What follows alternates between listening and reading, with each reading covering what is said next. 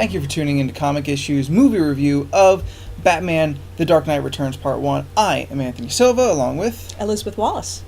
And we have just managed to finish the movie and wanted to get a review out to you in case you haven't seen it yet. That way you know what you're going to be getting into because, again, this is another DC animated movie, and in typical fashion, it is beautiful. It is a well representation of the original story that was based upon.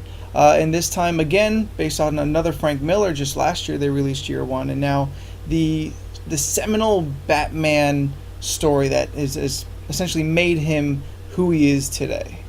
Absolutely. There's a lot of tropes and stuff that you hear that came from this book. I mean, you'll see people make fun of the bit when someone says, don't go into shock, and I hate broken ribs, and that actually came out of this book. And it's kind of nice to finally see it in a real animated visual element, because I've read this book, how many years ago did it come out? This book is easy 25 years, I think, old, and set in the 80s era, and it's a very kind of neo-80s. That's definitely well established in the film.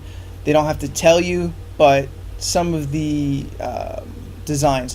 One thing kept from the Frank Miller book is the talking heads of the news anchors, kind of giving you this subtext of the film, of what's going on, the mood of the city as things kind of boil over. Absolutely. And violence gets incredibly intense with the mutant gang that has taken over in the 10 years that Batman has self-imposed retired. And it's a great way to tell the story. You get a lot of exposition out of the way without it feeling clunky. I mean, because the news announcers are announcing it. And It's a great break between chapters. And they kept even the announcers look a lot like the way they look in the book, which I thought was a nice touch. Giant shoulder pads, huge hair for women and whatnot. Lopsided earrings, that's still there. Yeah, it's a lot of 80s fashion.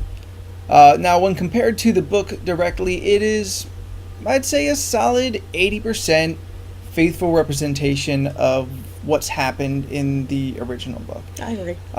The tone of the original book is gritty and dark. I feel some of that is captured, but the biggest disappointment to me as far as this film goes is that the narration by Batman itself is now completely gone.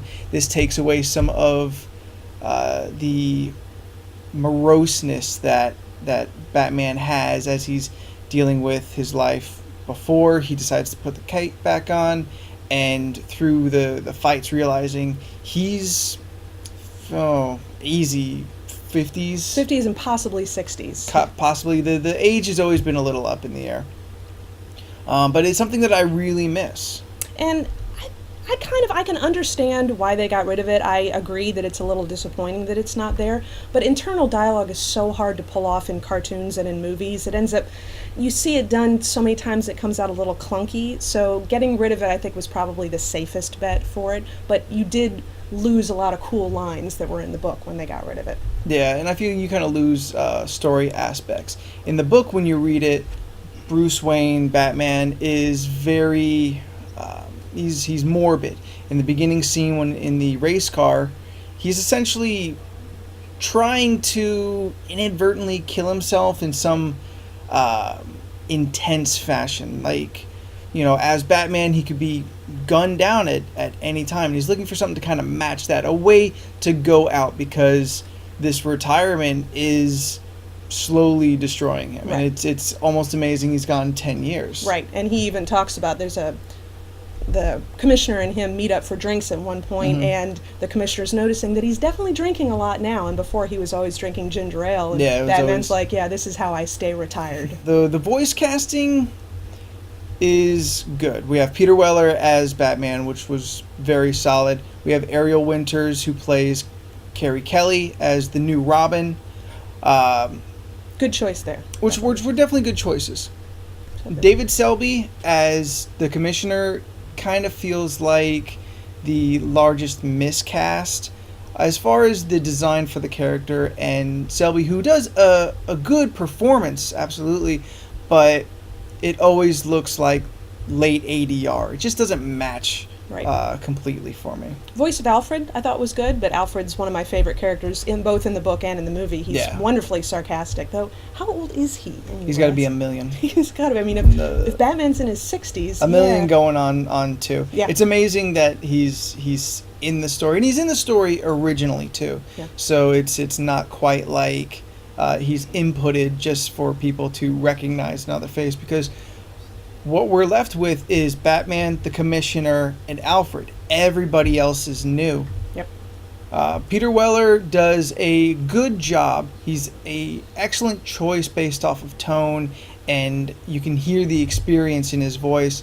but I kind of felt like he could have gone further with it.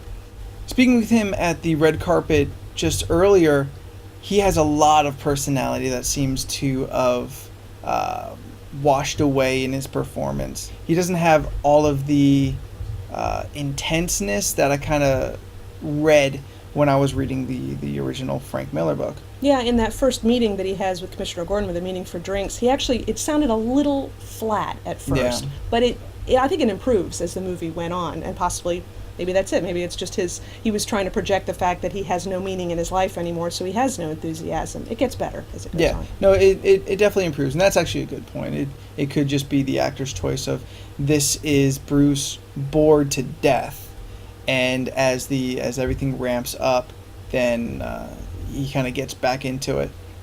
In part 2, coming out early winter, usually these come out around the February area of 2013, we'll see a bit more added to the cast. We'll see the introduction of the Joker, which we just get kind of teased at here, which, again, much like the book, is everything is setting up for part 2. Yes. Part 2 is going to be enormous. We see Superman, we see the Joker, we see armies clashing together.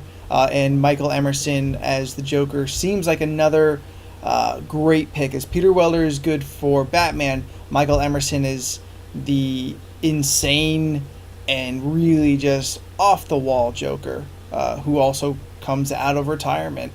It sounds like it's going to be really great to watch back and forth. Yeah, as epic as things got in this one, knowing that this is really just the setup for the second half, I'm really looking forward to see what happens in the next half of this. Yeah, reading ahead, you see everything that's coming, of course, but you realize that this is all just groundwork. This movie's entire groundwork for part 2. This is definitely a movie worth buying and worth owning. I wouldn't say this jumps up maybe even to my top 5, but it's still really good, and I still suggest picking it up. The Blu-ray has all kinds of extra features, documentaries, and of course the animated pics that they always like to add on. It was a faithful retelling of the book. If you really liked the book, I don't think you're going to be disappointed with the direction they went in this. The characters look very close to the way they look. There's a scene where Carrie's looking out the window and she sees the bat signal, and Yeah. that's like a page out of the book. I was really impressed that they kept that same feel and that same look.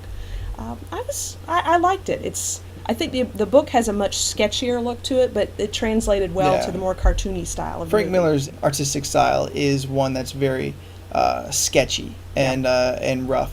Here they take the basic outlines and just continue to leave it at that, essentially. Batman is large, bulky, and definitely grim, but a sketchy animation doesn't really work out very well Right. for most people. And considering the general style of the animation previous, it just kind of keeps it in the same overall style. Right. They have taken cues from the original artists, but they remain to keep it obviously in an animated way. Right. I liked they really did a good job in putting through, I mean, like we said, Batman's now possibly in his 60s, and the age really comes across. I mean, you spend 10 years in retirement, and then you go jumping out and kicking the ass of criminals all over the place, and you can see him, like, trying to climb up a rope at one point. Struggles a bit Oh, and yeah. But everything. you also see, like, in his size and his girth and a little bit in his face, they brought that age across, and it was very realistic the way they did it. Yeah, especially out of the cowl when you see Batman. He's got a receded hairline. He's got, extra wrinkles around the mouth and eyes. So they've definitely let you know that this is an older Batman. Although apparently he must have been kind of keeping up with some kind of Yeah, exactly. I mean, P90X or some shit. Yeah, because he is still. He's not flabby. He's definitely not he's flabby. still enormous, and still going out taking out punk kids a quarter of his age. Yes. Which definitely proves to be an issue when he goes up against the mutant leader later on towards the end of the movie. It's a gruesome fight that he goes on headstrong and he pays for it later. Yeah, and all the fight scenes in the movie, they had to have had a choreographer that they worked with. They're all very realistic. Yeah. They're violent. They're gory in a lot of places. Hard to look at. Somebody's shoulder getting popped out, but it just nicely done. Very nicely. So if you've liked this video, go ahead and be sure that you're subscribed to us. We do a review for every DC movie that comes out and plenty of other fun stuff. We have interviews for the red carpets, and we also like to keep up to date with any kind of animation or movies or video games. All kinds of reviews. They all come up here to the YouTube channel. So be sure that you're subscribed. Also, be sure that you find us on the website, www.comic-issues.com, where much more is happening, including weekly podcasts, reviews, and news. Everything that a geek could want. Feel free to suggest stuff. If it's something you'd like us to review, make sure to send us a note. Sure. You can send us an email at comicissues@gmail.com, or go ahead and put a comment down here below. So until next time, I'm Anthony Silva. Elizabeth Wallace. And we'll see you later.